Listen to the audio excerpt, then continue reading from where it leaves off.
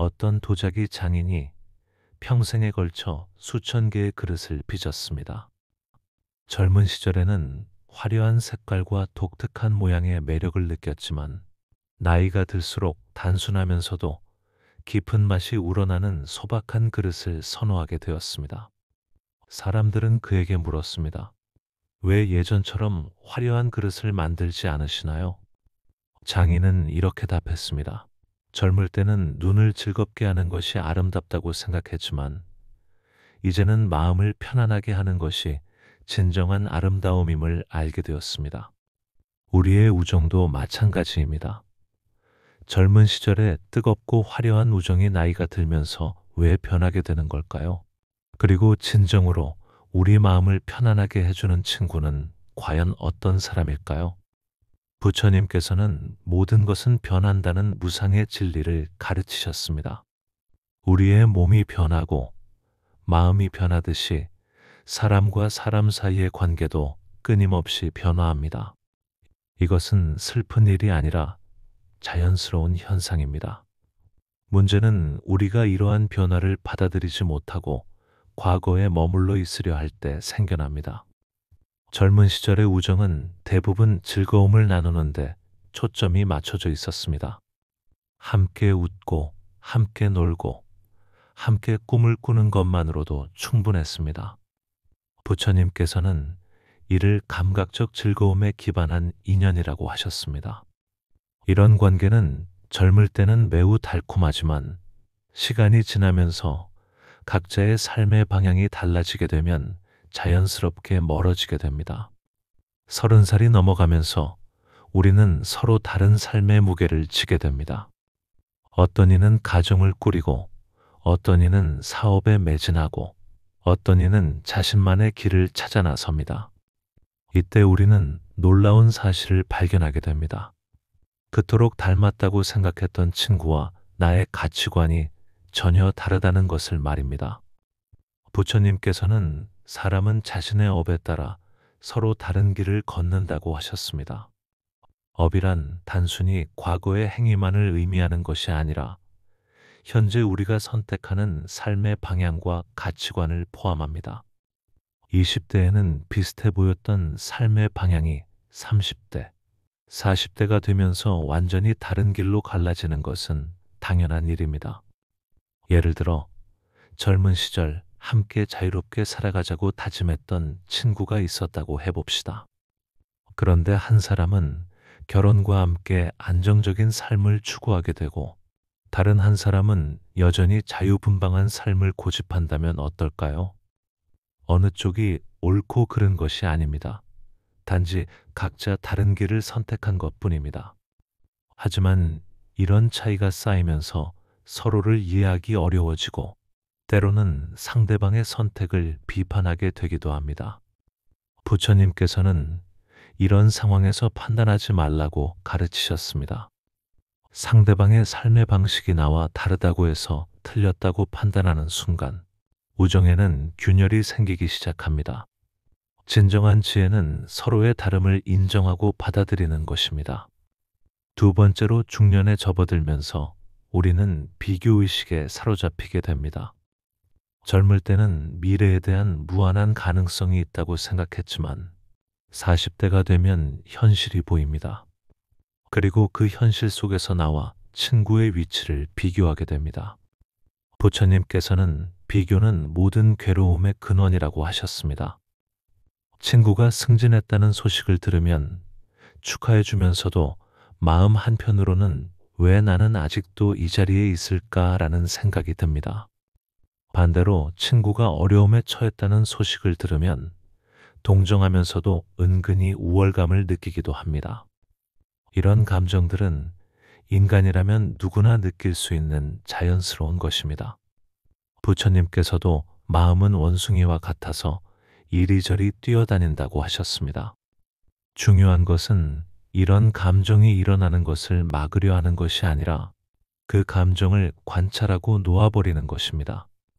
진정한 친구라면 상대방의 성공을 진심으로 기뻐할 수 있어야 하고 상대방의 실패를 함께 아파할 수 있어야 합니다.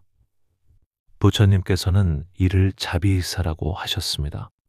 자비는 상대방의 고통을 함께 나누는 것이고, 희는 상대방의 기쁨을 함께 나누는 것입니다.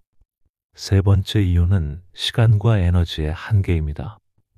젊을 때는 시간이 무한정 있는 것처럼 느껴졌지만 중년이 되면 가족, 직장, 건강 등 챙겨야 할 것들이 너무 많아집니다. 모든 친구와 깊은 관계를 유지할 수 없게 되는 것이죠. 부처님께서는 중도의 가르침을 주셨습니다. 모든 것을 다 가지려고 하면 아무것도 제대로 가질 수 없습니다. 친구 관계에서도 마찬가지입니다. 수십 명의 친구와 피상적인 관계를 유지하기보다는 몇 명의 친구와 깊고 의미 있는 관계를 유지하는 것이 더 지혜로운 선택입니다. 이때 우리는 자연스럽게 우선순위를 정하게 됩니다. 그리고 이 과정에서 진정으로 소중한 친구가 누구인지 알게 됩니다. 부처님께서는 좋은 친구는 인생의 반이 아니라 전부라고 하셨습니다.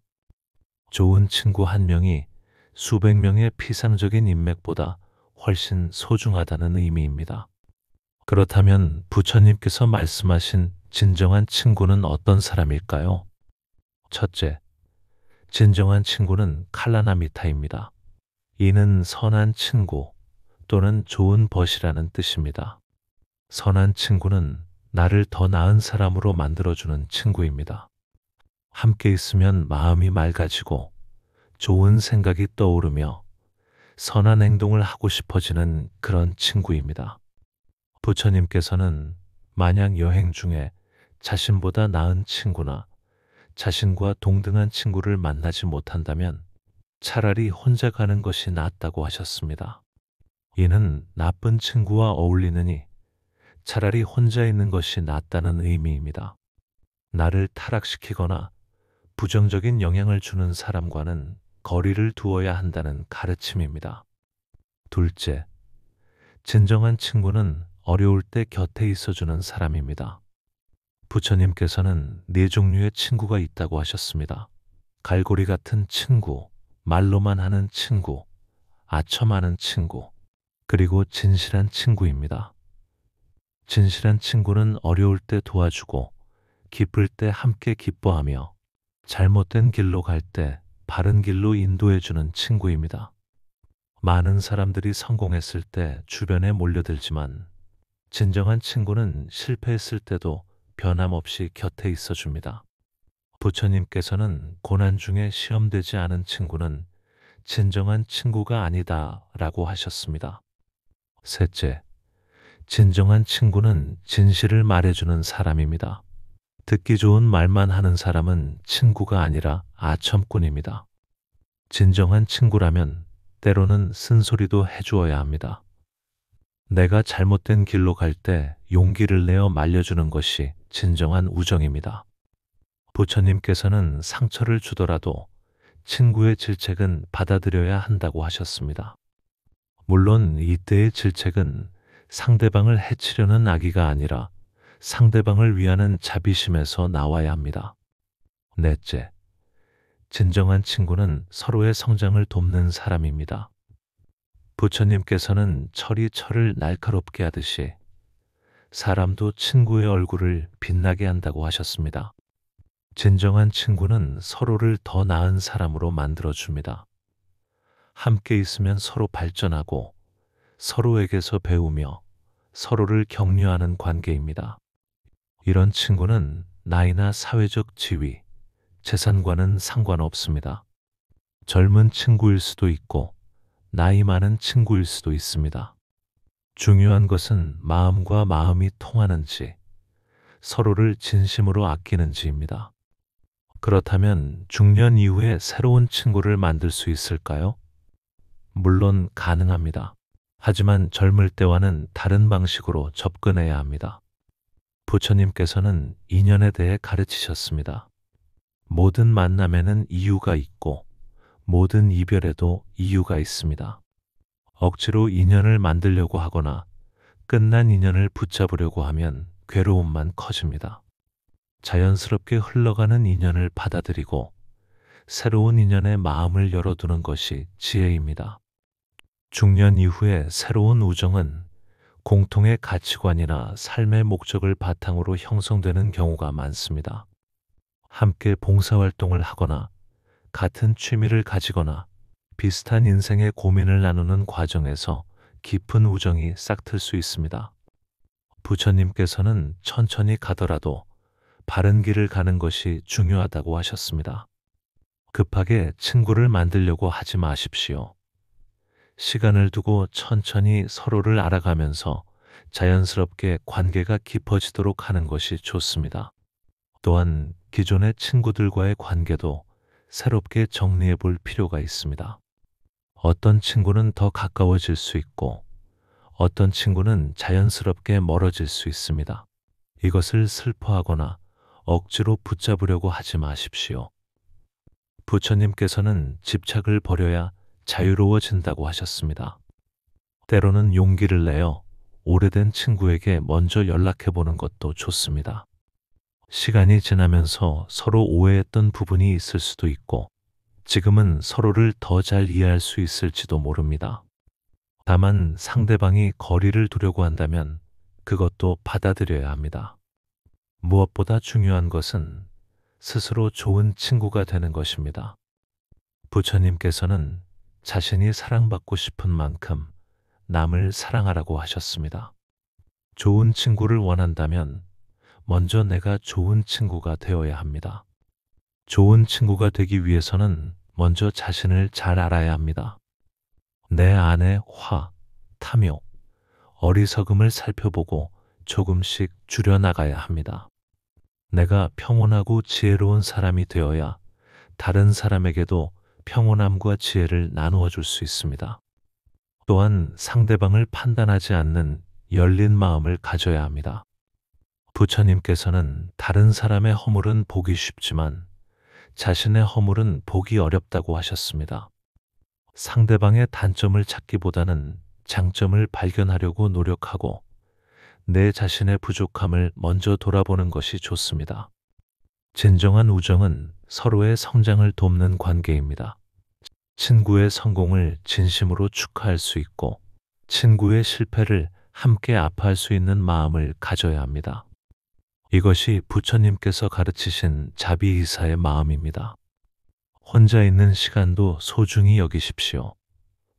부처님께서는 홀로 있기를 즐길 줄 아는 사람이 진정한 평화를 얻는다고 하셨습니다. 친구가 많다고 해서 반드시 행복한 것은 아닙니다. 때로는 혼자만의 시간을 통해 자신을 돌아보고 내면의 평화를 찾는 것도 필요합니다. 마지막으로 우정에도 무상의 법칙이 적용됩니다. 모든 관계는 변하고 모든 만남에는 이별이 따릅니다. 하지만 이것을 슬퍼하지 마십시오. 진정한 우정은 물리적인 만남이 끝나더라도 마음속에 영원히 남아 서로에게 좋은 영향을 계속 미칩니다. 부처님께서는 선업은 사라지지 않는다고 하셨습니다. 친구에게 베푼 사랑과 배려, 함께 나눈 기쁨과 슬픔은 모두 선업이 되어 우리의 마음을 풍요롭게 만듭니다. 설령 그 친구와 더 이상 만나지 않게 되더라도 그 관계를 통해 배운 것들은 우리 인생의 소중한 자산이 됩니다. 진정한 친구는 멀리 있지 않습니다. 어쩌면 지금 우리 곁에 있는 사람들 중에 있을지도 모릅니다. 가족일 수도 있고, 오랫동안 함께 일한 동료일 수도 있고, 우연히 만난 이웃일 수도 있습니다. 중요한 것은 편견 없는 마음으로 상대방을 바라보는 것입니다. 부처님께서 가르치신 우정의 지혜를 실천해 보십시오. 상대방을 판단하지 말고, 비교하지 말고, 집착하지 마십시오. 대신 자비로운 마음으로 상대방을 이해하려고 노력하고 서로의 성장을 돕는 관계를 만들어 가십시오. 나이가 들수록 친구가 적어지는 것은 자연스러운 일입니다. 하지만 그것이 반드시 외로운 일은 아닙니다. 한두 명의 진정한 친구가 있다면 그것만으로도 충분히 풍요로운 인생을 살 수 있습니다. 부처님께서 말씀하신 것처럼 좋은 친구 한 명이 인생의 전부일 수 있으니까요. 오늘부터라도 주변 사람들을 다시 한번 바라보십시오. 혹시 내가 놓치고 있는 소중한 인연은 없는지, 내가 먼저 다가가야 할 사람은 없는지 살펴보십시오. 그리고 무엇보다 스스로 좋은 친구가 되려고 노력하십시오. 진정한 우정은 받는 것이 아니라 주는 것에서 시작됩니다.